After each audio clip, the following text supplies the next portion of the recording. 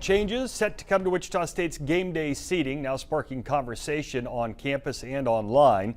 Some people not happy with how it's affecting members of the cheer and dance teams. 12 News reporter Keenan Penn is here to explain. Yeah, Mike, a Facebook post that gained some traction telling people that a spot that the Spirit Squad would normally be able to interact with the crowd is now being taken by some premium courtside seating, forcing the cheer and dance teams into the stands.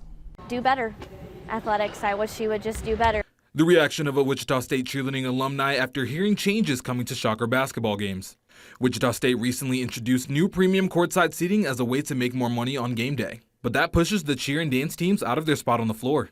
I don't want to keep using the word disrespect, but just neglect for the hard work and the dedication that these athletes put in, especially because many of them don't get scholarships. The dance team doesn't receive a scholarship. Some cheerleaders do receive a scholarship, and they are expected to adhere to the student-athlete guidelines, but they don't get treated the same as all the other student athletes. Other cheer alumni taking to social media about their frustrations and even saying that Spirit Squad members are asked to serve food on those premium seats. Wichita State, after seeing conversations starting on social media, gave us a statement saying, in part, this year athletics has paid for third-party personnel, not cheer or dance, to serve as primary wait staff, servers, and runners for season ticket holders in the premium seats. They also tell us that the Spirit Squads, along with other organizations, are given the opportunity to work concessions during games as a means of fundraising for themselves.